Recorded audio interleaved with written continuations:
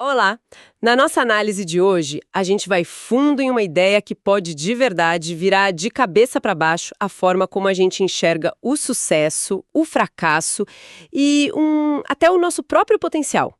Nós vamos mergulhar no trabalho da psicóloga e pesquisadora Carol Dweck. O trabalho dela é fascinante porque toca no cerne da motivação humana. Ela passou décadas tentando responder uma pergunta que parece simples, né? Por que algumas pessoas prosperam diante de desafios e outras, simplesmente desistem? O que diferencia umas das outras? E a gente vai usar como base o livro mais famoso dela, Mindset, a nova psicologia do sucesso. A missão aqui é desvendar a teoria central da Dweck, que diz que todos nós operamos a partir de uma de duas mentalidades, a fixa ou a de crescimento. E o mais curioso é que essa mentalidade, essa crença sobre a nossa própria natureza, muitas vezes é inconsciente. Mesmo assim, ela dita silenciosamente o que a gente quer da vida e, principalmente, se a gente vai conseguir chegar lá. Exato. Então, para começar a entender o impacto disso, o que exatamente são essas duas mentalidades? Parece uma coisa simples, de um lado ou de outro, mas o buraco é bem mais embaixo. É mesmo. Vamos começar pela mentalidade fixa. A crença fundamental aqui é que nossas qualidades são como pedra. Sua inteligência, sua personalidade, seu talento, são coisas que você tem ou não tem. Você nasce com um baralho de cartas e é com ele que você vai jogar o resto da vida. Ponto. Nossa, só de ouvir essa definição eu já sinto um peso. Se você acredita nisso, cada situação vira uma espécie de prova final, não é?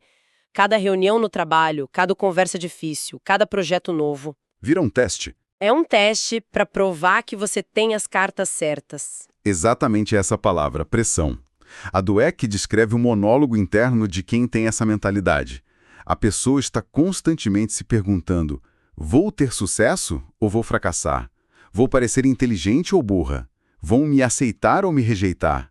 O foco total não é em aprender, é em ser validada. É uma performance constante. É quase como se você recebesse umas cartas na vida e passasse o tempo todo tentando blefar que tem um Royal Flush, mesmo morrendo de medo de ter só um par de dois. A energia vai toda para manter as aparências. Perfeito. E isso é exaustivo. Agora, a mentalidade de crescimento, ela vira essa lógica de ponta cabeça. A crença aqui é que suas habilidades e qualidades podem ser desenvolvidas.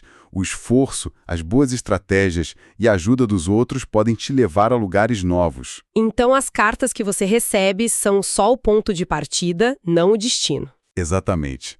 E essa mudança de premissa, por mais simples que pareça, muda tudo. Ela cria o que a Dweck chama de uma poderosa paixão por aprender. Você não precisa mais perder tempo provando que é bom o tempo todo. Você pode, de fato, usar esse tempo para ficar melhor. A pergunta interna muda completamente, né? Sai o será que eu sou boa o suficiente e entra o como eu posso melhorar. É uma troca da busca por validação pela busca por desenvolvimento. E é aí que a mágica acontece. A Dweck diz que a marca registrada da mentalidade de crescimento é a paixão por se superar e persistir, especialmente quando as coisas ficam difíceis. Pessoas com essa mentalidade não fogem dos desafios, sabe? Elas os encaram como oportunidades de crescimento. É o que permite que elas floresçam justamente nos momentos mais desafiadores da vida. Mas espera aí, isso me leva a uma questão que parece contraintuitiva. A gente cresce ouvindo aquela máxima de que o esforço compensa, quem trabalha duro vence. Por que alguém com mentalidade fixa, que quer tanto provar seu valor, veria o esforço como algo ruim? Essa é a grande armadilha da mentalidade fixa. A lógica é perversa. Se eu sou genuinamente talentoso, um natural, as coisas deveriam vir fáceis para mim. O esforço para essa mentalidade não é um sinal de dedicação, é um sinal de fraqueza. É a prova de que você não tem o dom inato. Ter que se esforçar muito é quase uma vergonha, pois expõe uma suposta falta de talento. Uau! Então o esforço vira uma ameaça ao ego, em vez de uma ferramenta para o sucesso. E o fracasso, imagino, se torna uma catástrofe. Se eu falho num projeto, não é o projeto falhou. A leitura é eu sou uma fracassada. Precisamente, o fracasso se torna um rótulo permanente. Ele te mede e te condena. É por isso que conselhos de autoajuda como "veja o fracasso como uma oportunidade" simplesmente não funcionam para quem tem uma mentalidade fixa. A pessoa pode até achar a frase bonita, mas o sistema operacional dela, a crença fundamental de que as habilidades são imutáveis, rejeita essa ideia. É como tentar rodar um aplicativo de iPhone num celular Android. Não é compatível. Faz todo sentido. E essa atitude defensiva leva a outros comportamentos, né? Lembro daquela citação do técnico de basquete John Wooden, que aparece no material. Você não é um fracassado até começar a culpar os outros. Imagino que, na mentalidade fixa, para proteger o ego do rótulo de fracassado, a primeira reação seja procurar um culpado externo. Exatamente. A culpa é do chefe, do mercado, da falta de sorte, de qualquer coisa que desvie o foco da sua própria capacidade. Já na mentalidade de crescimento, o esforço é o motor que ativa a habilidade. E o fracasso, embora doloroso, não é um veredito. É um feedback, é informação, é um problema a ser dissecado, entendido e superado. A Dweck conecta isso diretamente com a criatividade. Pesquisadores da área concordam que o ingrediente número 1 para grandes realizações criativas não é o talento inicial, mas sim a perseverança e a resiliência que nascem dessa mentalidade. Essa ideia de enxergar o fracasso como informação, como um dado, me lembra um exemplo incrível que a Dweck usa para ilustrar isso na prática. É sobre o poder de duas palavrinhas. Ainda não. Esse exemplo é fantástico. Ele mostra como uma pequena mudança na linguagem pode transformar completamente uma perspectiva. Ela conta de uma escola em Chicago que decidiu fazer um experimento.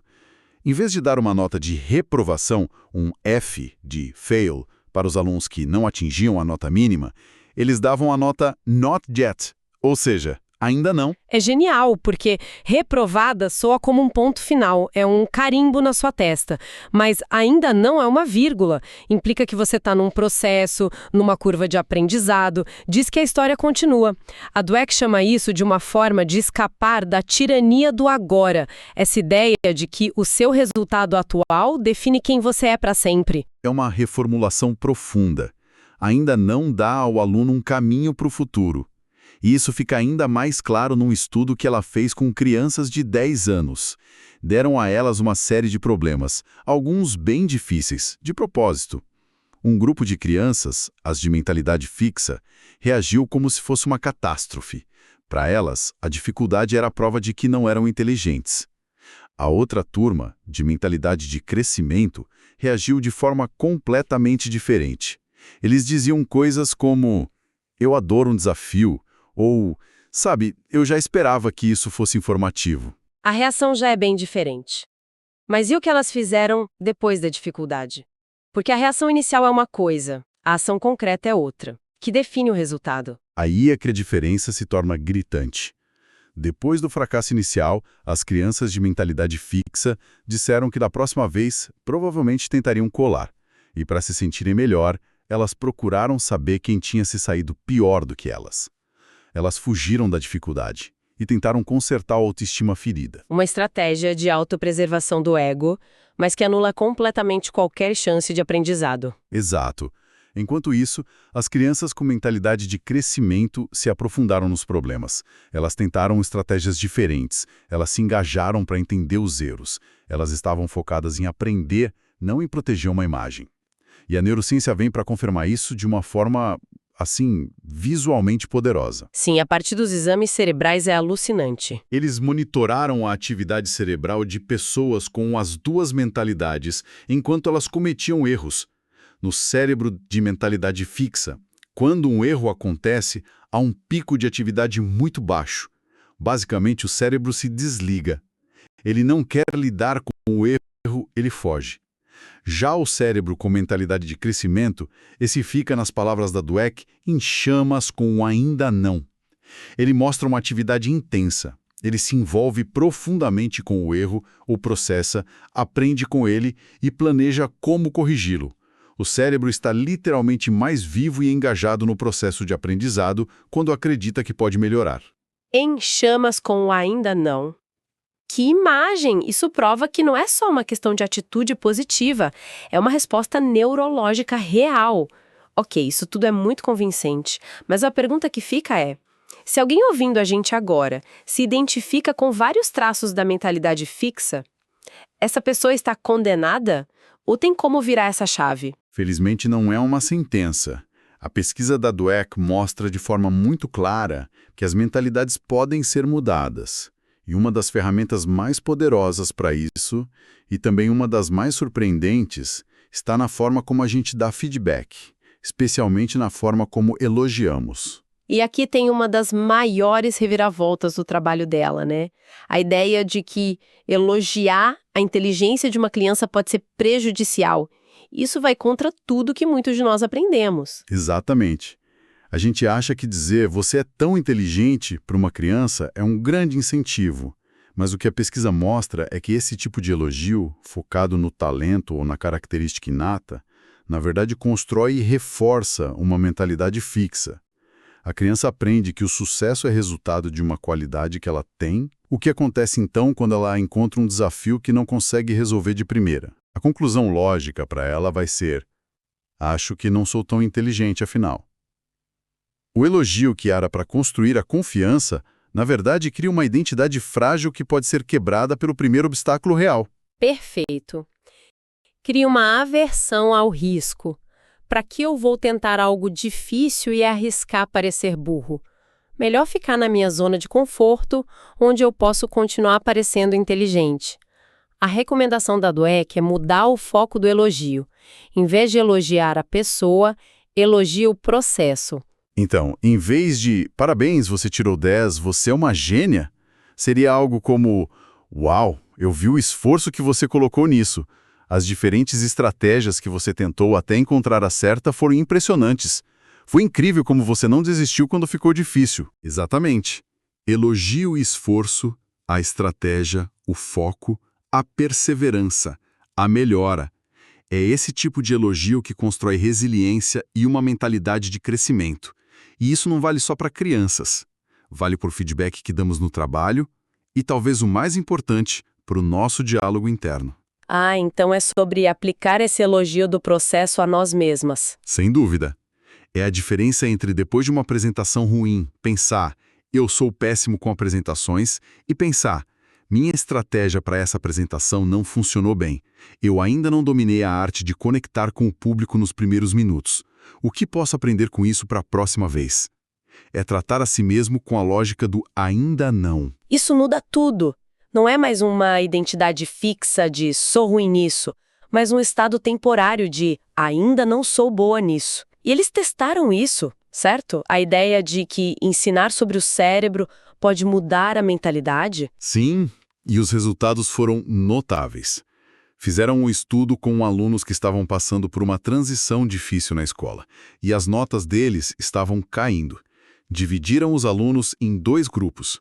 Para um grupo, ensinaram apenas técnicas de estudo. Para o outro, ensinaram sobre a mentalidade de crescimento e a neuroplasticidade. A ideia de que o cérebro é como um músculo, que fica mais forte e cria novas conexões cada vez que você se esforça para aprender algo novo e difícil. E o que aconteceu com as notas? O grupo que só aprendeu técnicas de estudo continuou com as notas em declínio. Mas o grupo que aprendeu sobre a mentalidade de crescimento mostrou uma recuperação acentuada. Suas notas voltaram a subir. Entender que eles podiam literalmente tornar seus cérebros mais inteligentes mudou a forma como eles encaravam a escola e o esforço. Isso prova que a mentalidade não é um traço de personalidade fixo. É uma crença. E crenças podem ser mudadas. No fim das contas, a grande virada de chave que a Carol Dweck nos oferece é uma pergunta simples que a gente pode se fazer. A nossa vida é uma sentença já escrita ou um rascunho que a gente pode editar todos os dias? Essa é a essência. A mentalidade fixa nos aprisiona na sentença, nos faz defender cada palavra já escrita. A mentalidade de crescimento nos dá a caneta para editar o rascunho, para aprender com os erros e reescrever os próximos capítulos. É a mudança fundamental de uma vida focada em se provar para uma vida focada em se desenvolver. E o que fica claro é que não se trata de uma lista de dicas desconexas como seja mais confiante ou assuma mais riscos. É sobre mudar a crença fundamental na raiz. Quando você realmente acredita que pode crescer, os outros comportamentos, como abraçar desafios e persistir diante do fracasso, fluem naturalmente a partir daí. Você também menciona brevemente os relacionamentos. Isso levanta uma questão interessante para se ponderar. Como uma mentalidade fixa versus uma de crescimento poderia moldar a abordagem de alguém aos relacionamentos pessoais? É uma ótima pergunta. O que significaria ver um relacionamento não como algo em que se tem sucesso ou se fracassa, mas como algo que pode ser cultivado e desenvolvido? Ver um desentendimento, por exemplo, não como um sinal de que o relacionamento é incompatível, mas como um problema a ser enfrentado, resolvido e com o qual se pode aprender, para que o relacionamento cresça ainda mais.